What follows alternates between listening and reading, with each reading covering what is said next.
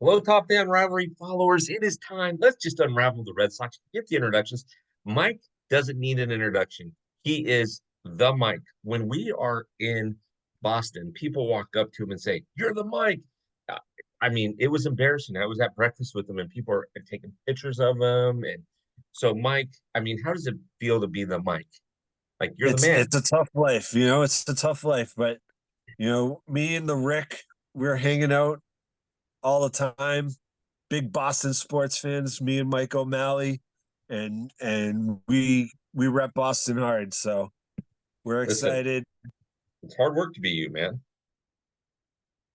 It's hard work to be you, right?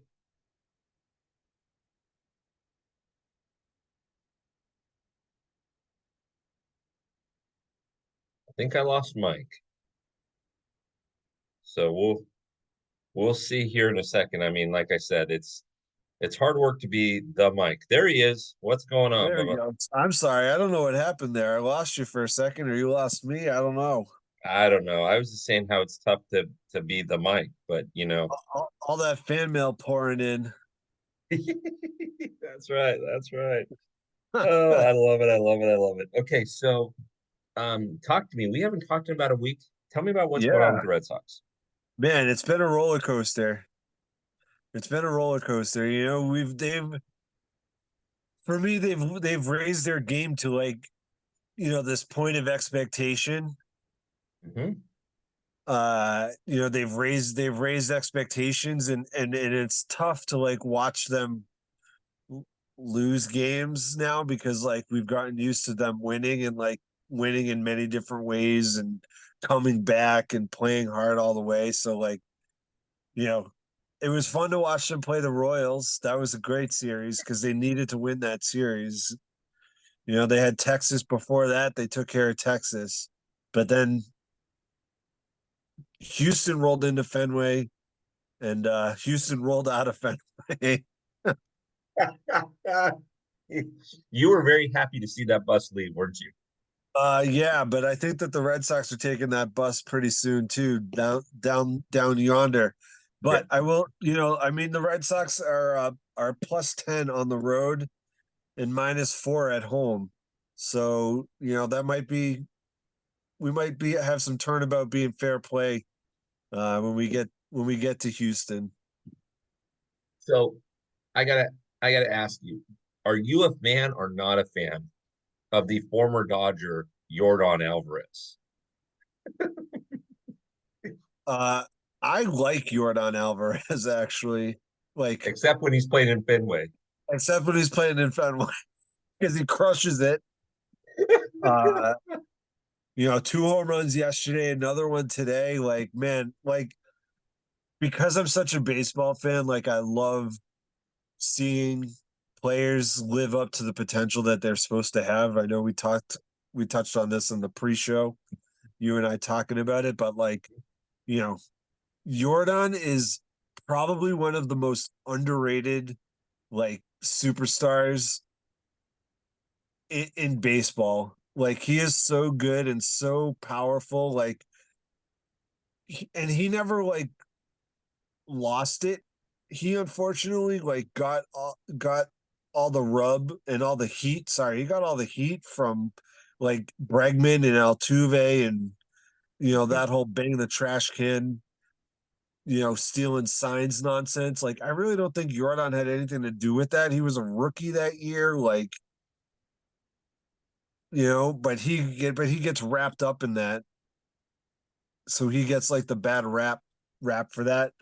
And guys like like Lubob and Vlad Jr., like Pete Alonso, like he's definitely better than Lubob, even though like I that kid has so much untapped potential. But he's better than Jordan or than Vladdy, and he's better than Alonso. But he So doesn't get anywhere close to the recognition of those guys. so you don't get to say Lou Bob enough. Let me tell you, that is awesome to be able to say that more often than not. I mean, that you just got to get excited about that, right? Right? Yeah. Yeah. So Lou Bob, Who's got a better nickname than Lubob? uh, preach. Okay, so you guys are on a little bit of a skid right now. Four Yeah, games, but you've four got four down. Texas.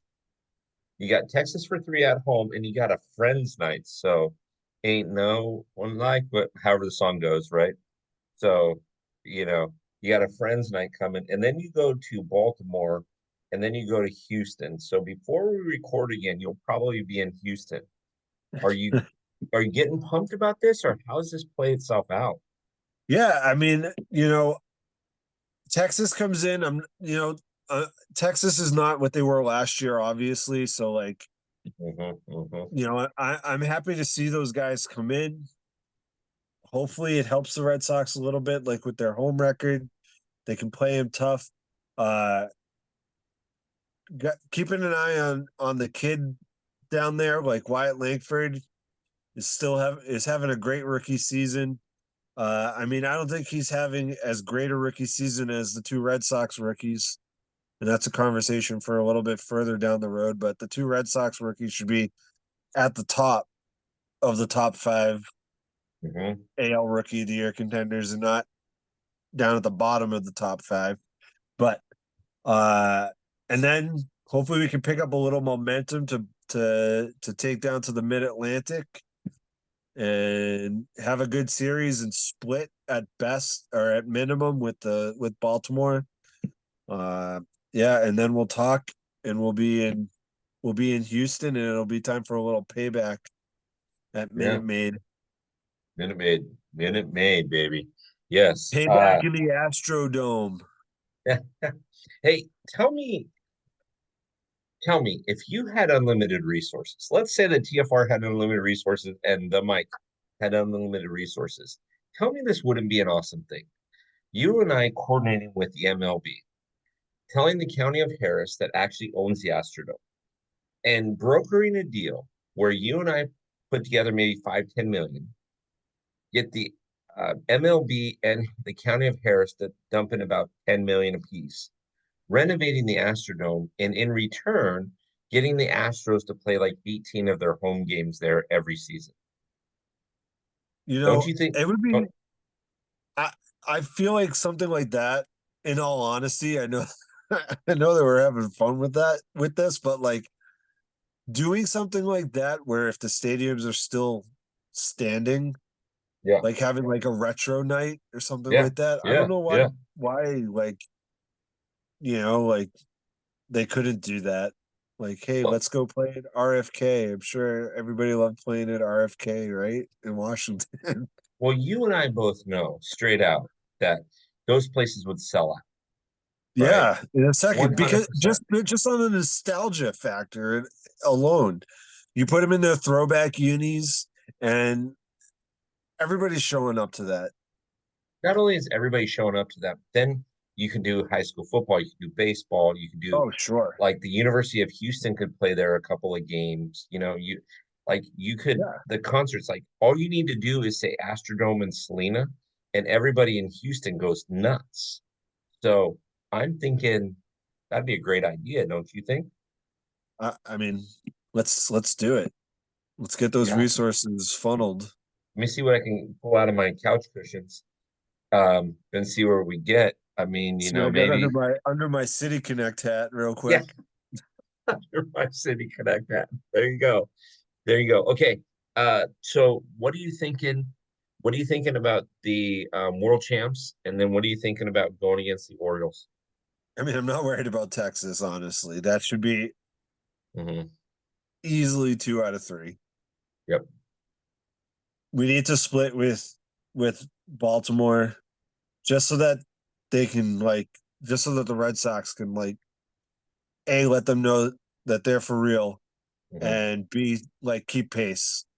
You know, the worst part about what's been going on with the Red Sox lately is that like they've been winning plenty, except minus the last four, but the games that they're losing, everybody else is winning. And when they win, everybody else wins. So like it's been hard for them to gain ground back into the wild card race. I believe they're 2.5 back now, maybe 3. because Kansas City didn't play today. So, Yeah, uh-oh. Just got an update from the Four Letter Network. Oh, geez. Jaron Duran yelling uh-oh. at the fans. He's had kind of a problem with that. He's yelling at fans. Why? Yeah, he's so. Uh, when was there was a fight, right? Yep, A couple series ago, yep. and Jaron Duran got into it, yelling at the fans over the dugout. Okay, when you And win, when you win the I guess something happened again where today where he had to make an apology for what he said. when you win the MVP for the All-Star game, okay, when you win that, stop it, Right. right? Now Yeah. you're now on a national level, Right. right? You are a professional baseball player, and the key word there is professional. Right. You So, know, you have to learn how to completely no sell the fans. right, They can say whatever they want, and like you can't react to it. You have to just like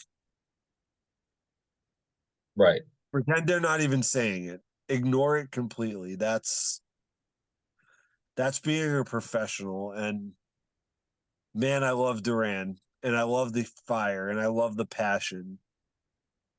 Mhm. But like that kind of nonsense, it just it's an unnecessary distraction, especially right now when you need to be focused on task at hand and not like Yeah, yeah. worrying about Well, worrying about what us common folk have to say. yeah, and so to be honest with you, at the tail end of the day, right? At the tail end of the day, where does this all go? Well, Probably nowhere, but it goes, honestly, yeah, it goes nowhere. But at the end of the day, um, you know, he is who he is, but he's gonna learn. He's gonna learn real quick. He's gonna learn real quick that if you don't like step it into high gear and do yeah. stupid crap like that, you're gonna get busted, right? But I'll tell you what, like, you know, right now he's hanging his hat on the fact that he is no days off. And if he keeps doing that, the best way for Cora to teach him a lesson is to Bench put him him, on the bench. bench And him, he'll get the message. right? Bench him. Hopefully. Hopefully. Hopefully he's not Yeah. Verdugo. Hopefully he's not Verdugo Jr. Yeah, bench him. I Oh, mean, you're giving you know, me a day off, Skip? Oh, thanks. I appreciate that. yeah, I appreciate that, coach. I appreciate that. Oh, good. Jeez. So, But man, I'll tell you what, like, I don't think they did it enough at the trade deadline as far as their pitching goes. mm, That's like right now killing them, killing them. They're giving up runs all over the place. Coming out of the break, you know, they gave up 7 or more runs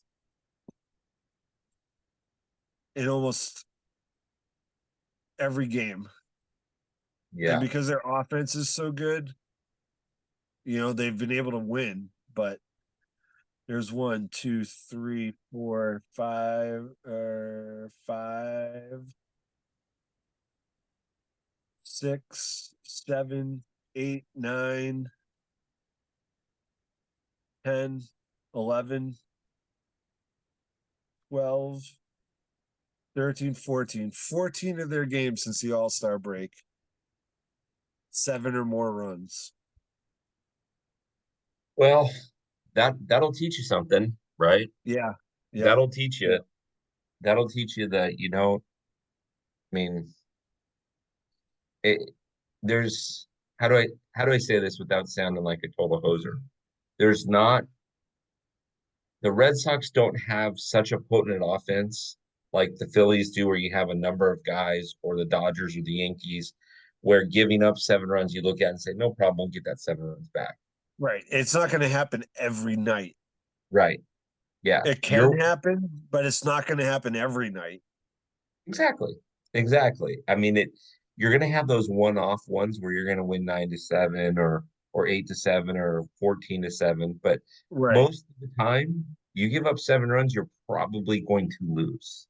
And it Yeah. just as sucky as that sounds, it like, yeah, as sucky as that Right. sounds, we're good to go. So like, I know that at the beginning of the season we were talking there, you know, every week we talked, we were like, hey, pitching is awesome. Pitching is the best ERA in baseball, and now it's completely flipped the script. And Bayo is on paternity leave right now.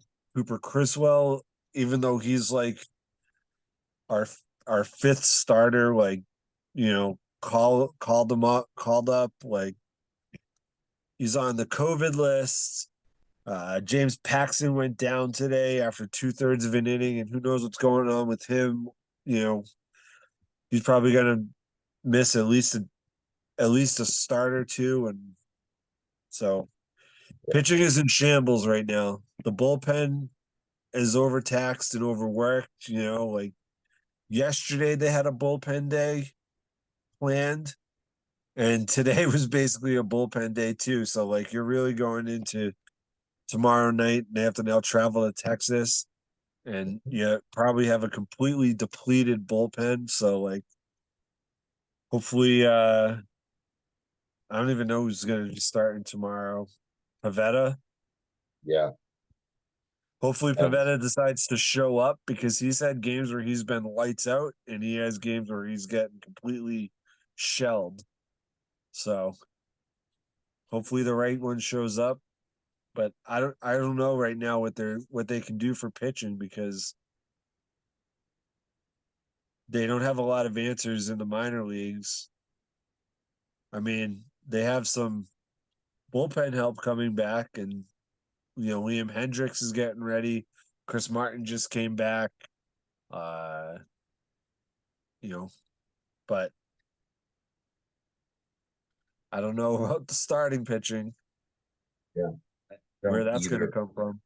And that there's a lot of teams right now, Mike, they're literally hitting the dog days of summer, and Yeah, oh yeah, they're struggling is they're not struggling with guys getting hits because as strange as it is, your team included, guys that you're not expecting will show up and pop in 2 or 3 or 4 hits over a sure, couple of days span, and you're thinking, where's this been all season, right? right, Um, it's the pitching. It's yeah, everybody. I yeah, mean, all these I got asked on a live last night, okay, so what about is it the pitch clock? And I'm like, no, you guys, it's not the pitch clock. Here's the problem.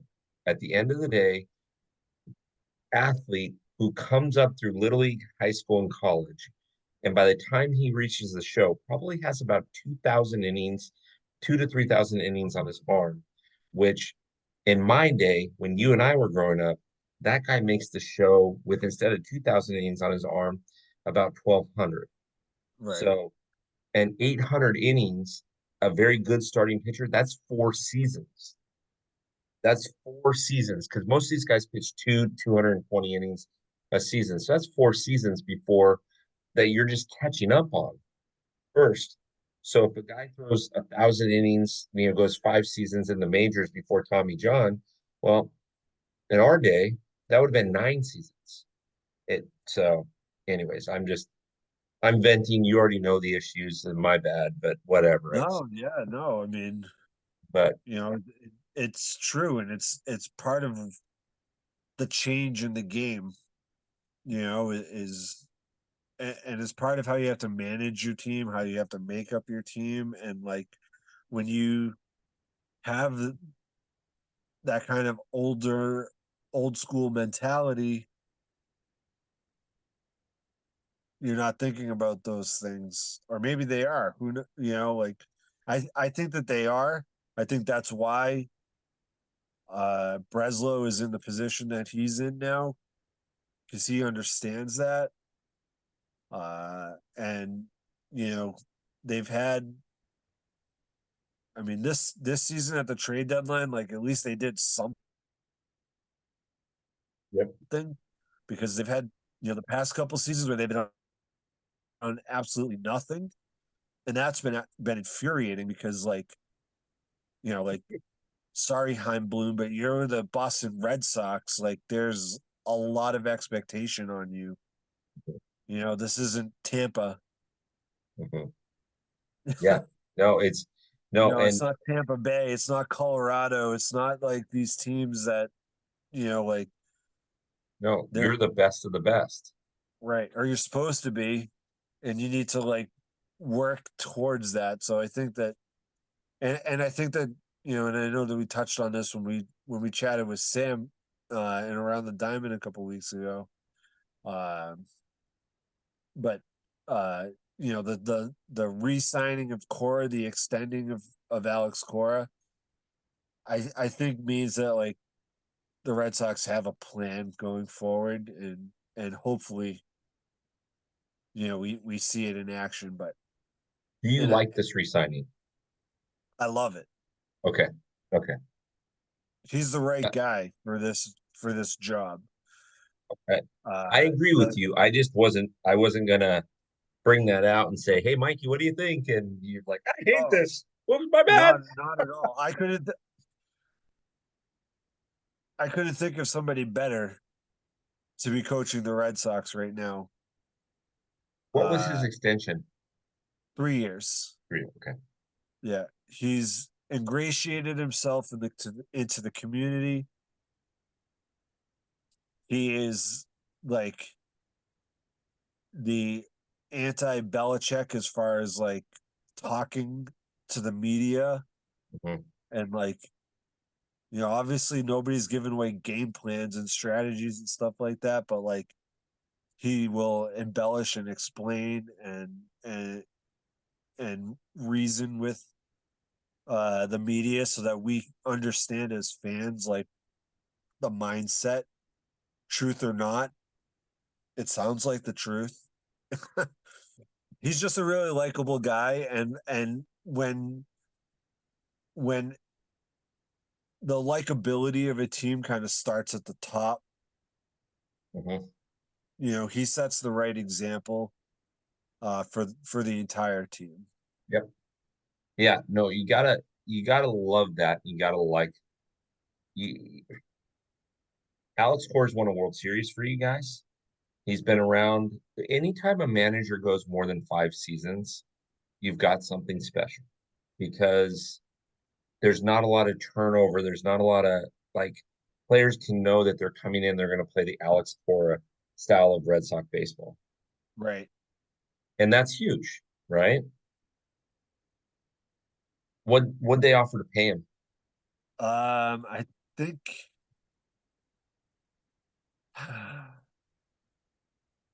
I want to say it's like 30, between 30 and 40 for the life of the contract. Yeah, see, he got ripped off because they offered me 55 a season for 5 years each season. But Right. I mean, I told him no because I was too busy running Pop Fan Rivalry and doing Unraveling the Red Sox. If it wasn't for Unraveling the Red Sox, I would have taken the deal.